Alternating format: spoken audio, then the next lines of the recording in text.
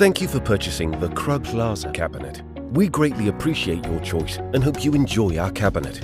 Before beginning the installation, we ask that you thoroughly check the cabinet for any shipping damage and ensure that the cabinet is protected while the installation site is being prepped.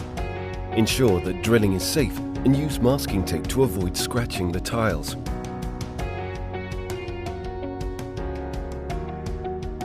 Using the connectors provided with the cabinet, attach two cabinets together by pushing the screws through the adjacent walls of the two cabinets and screwing them into the connectors.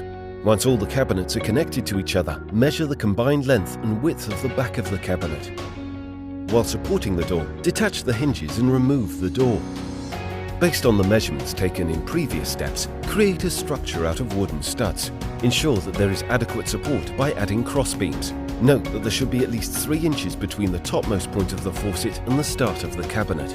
Once sheetrock or wonderboard is covering your walls, measure out the opening for the cabinet and cut out the opening.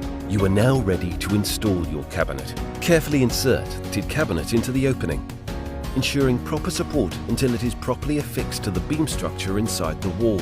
Once the cabinet is safely inserted into the opening, use the included screws by screwing them through the pre-drilled holes found on both sides of the cabinet directly into the beams. Don't forget to use the included screw caps to cover them inside the cabinet.